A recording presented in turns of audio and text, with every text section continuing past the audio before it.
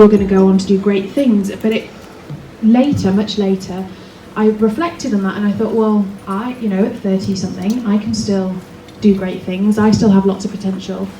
And so I went into coaching because I felt different and I knew that life was going to change for me. And what I know now is that is true for all of you wonderful people.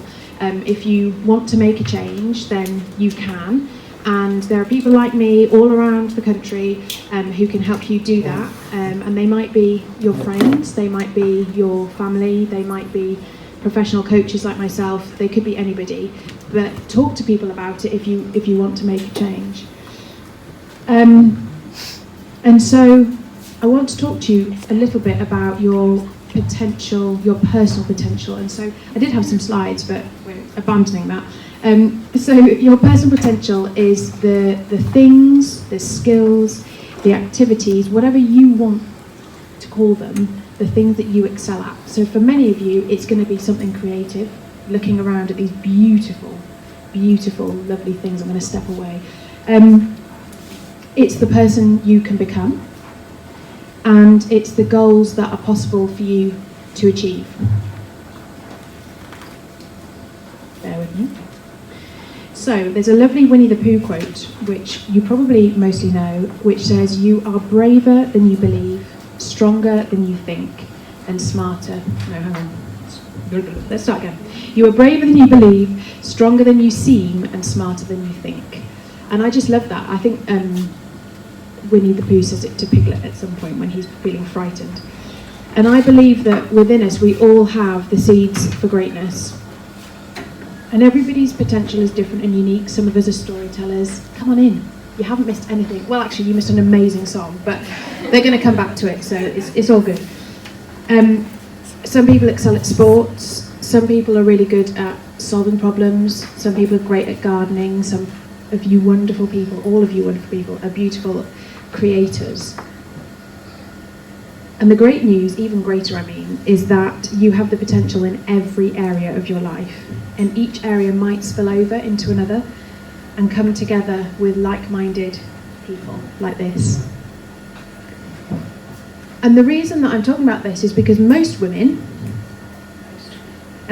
who I speak to don't see their potential. And I talk to them a lot and they kind of go, well, I just do the thing I do. It's nothing special. In fact, so I have background information. I have a chemistry degree. And I was talking to somebody yesterday and they were like, oh my goodness, chemistry? And I was like, yeah. And they said, wasn't it really difficult? I was like, no, not for me, that's why I did it. If it'd be difficult, I'd have chosen something else. And I said, what did you do? And she was like, I'm an architect. I was like, whoa, wasn't that difficult? She was like, no, not really. And I thought, well, that's the thing, isn't it? That we do the things that we're good at, and we do really well at them, and that's great, and that's why we do them. And it's different for everybody. So when I ask my clients to list skills, and so I do a lot of work around redundancy and returning to work. And so when I say to people, so thinking about your next job, but you can use this in a business context as well. What skills do you have, or what strengths do you have? And I get a lot of,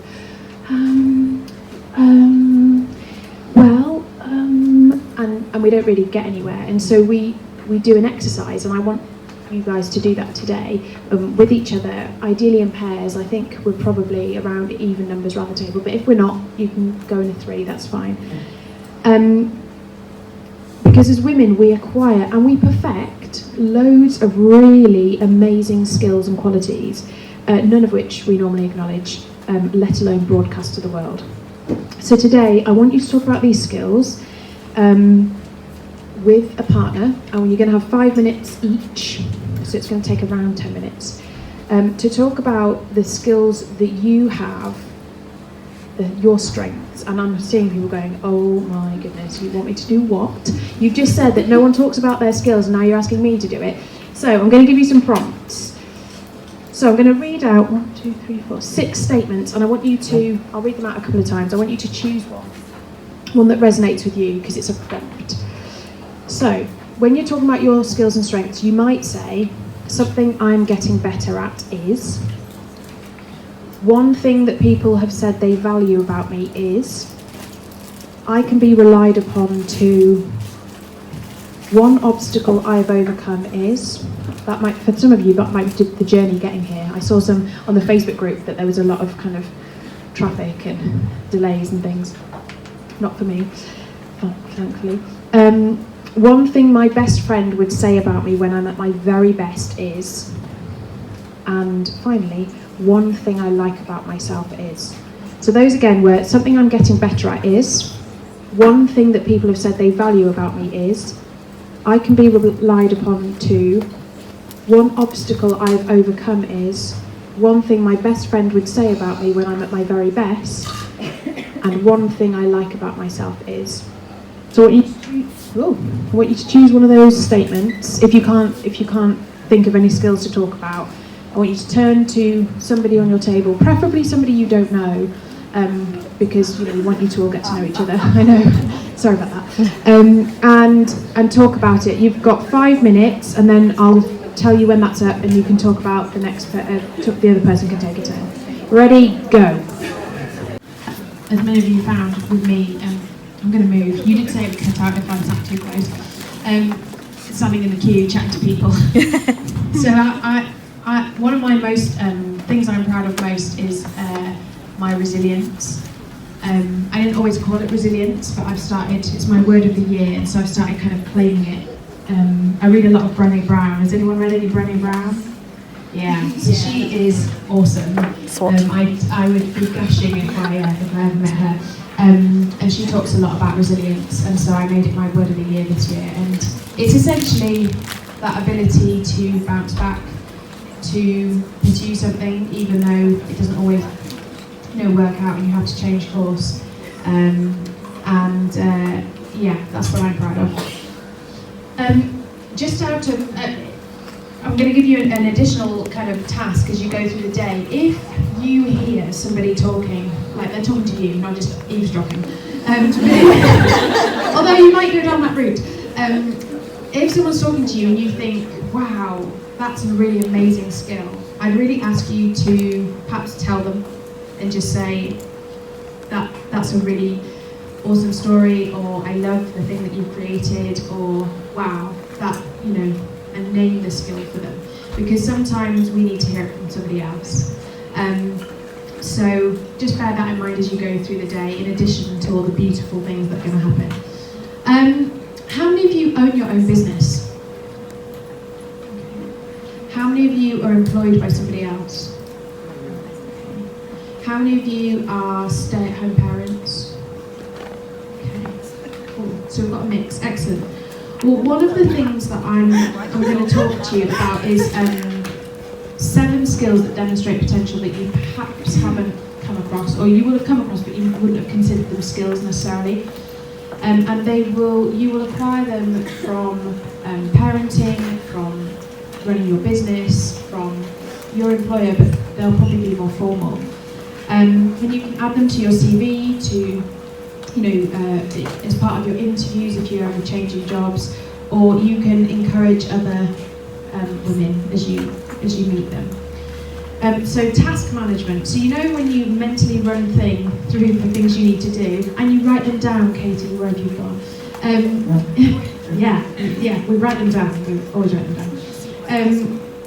And you choose those most important tasks, and those that can be delegated or perhaps relegated at a later stage. And you might think that you're just getting through the day, mostly not doing what you set out to. How many people actually do the things on their to-do lists? Excellent. Okay. Yeah. So my tip for that instantly is to choose the 3 most important things that have to happen in a day, and do those things. And then when you've done those, you can then add more to your list if you want to. I'm just sorry. All right, can you hear me? So sure, the dusting might not get done. Who does dusting anyway? But that's okay, it's not critical. The important things get done, and that is about planning, which is why most of you do the things that you do. And they're the same planning and organisation skills that you use in a job or in your business when you're prioritising a project, or juggling meetings or emails, or writing that report, or in my case, essay on what you on your to-do list. It's just a different context. So don't underestimate how you plan your day and how useful that is if you are going for a job or as part of your business planning. Crisis management. So one for the parents out there, you know that moment when you're heading out the door and one child pukes all over themselves and the other decides that now is the perfect time to remove their nappy and get undressed? No, just me then. So what do you do? Well, I bet if faced with that situation, like me, you would get on with sorting it out. Perhaps not as calmly as you might want to be, but you would get it done. And we need to be calm and resourceful and collected in a crisis. We need to be able to patch up wounds and tend to sick children and deal capably when siblings turn violent. And if you don't have children, you might have other caring responsibilities. You might have to, maybe you manage a team and you have 2 team members that hate each other. This can all be kind of related. Imagine your best client is threatening to cancel an order because their finances are looking precarious and well, you know, something has to go, and so they're kind of aiming their gaze at you. Or maybe two of your team have stopped working productively. It's the same problem solving, quick thinking way that we deal with a crisis, that we can use our potential. Creativity. This is going to be an easy one for you guys. Never underestimate your creative abilities, ever. Just whether it's writing, whether it's drawing, whether it's creating, you know, things for other people to use. We can all be creative. Nana and I were just talking in that break and saying, you know, that some of you have beautifully what I would call Pinterest perfect planners, which I would love to have, but really I'm more of a kind of just write it down and get it done kind of gal. And it really frustrates me that I can't make them beautiful, but I can still be creative with my to-do list, and so I have colour coordinated diaries, and that's as far as I get. Please educate me as we go through the day. But you might choose a different creative outlet.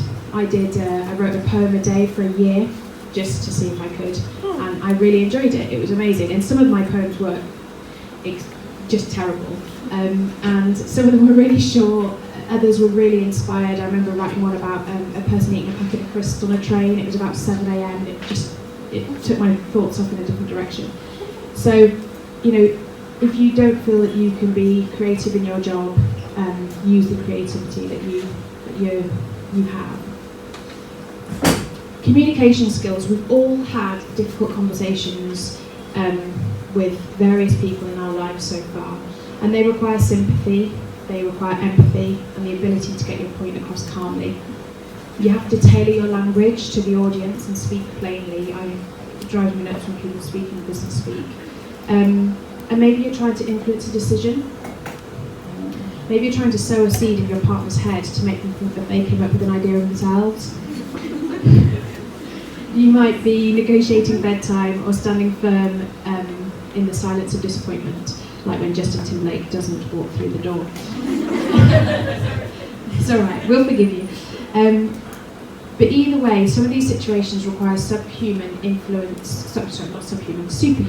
read my own writing, superhuman influence and negotiation skills to convince a stubborn and often downright unreasonable person to do as you want or as you need. I'm talking about 2-year-olds mostly here.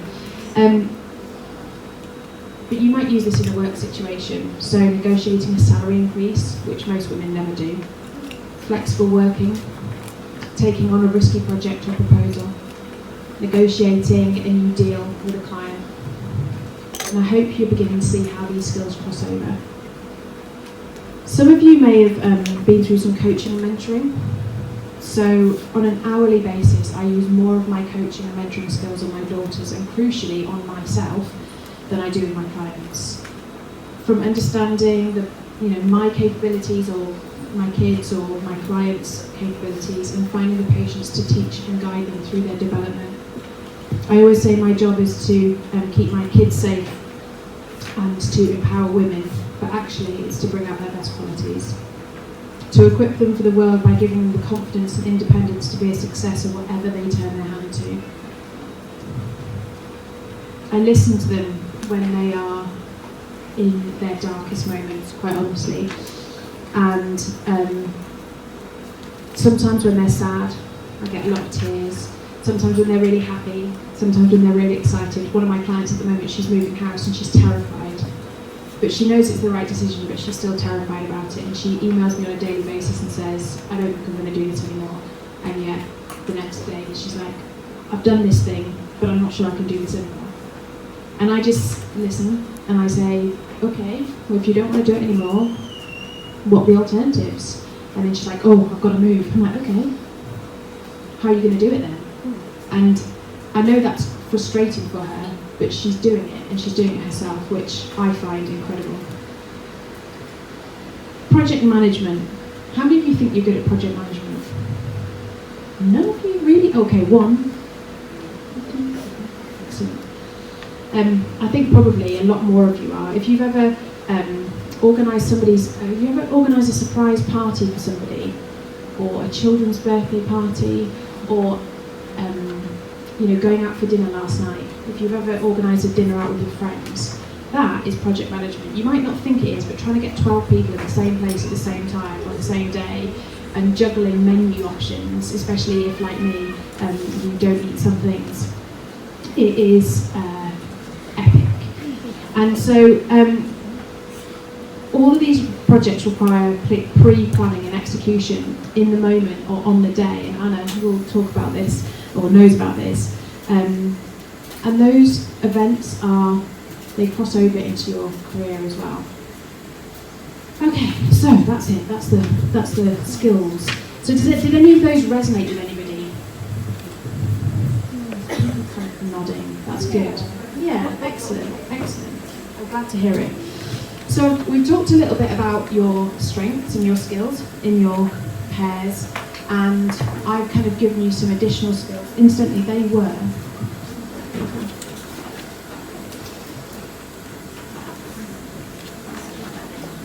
creativity, communication skills, coaching, project management, and crisis management and task management. It'll sound a bit boring, but you can make those. But how do you find your potential sitting here today? So I've got a list for you, 5 things.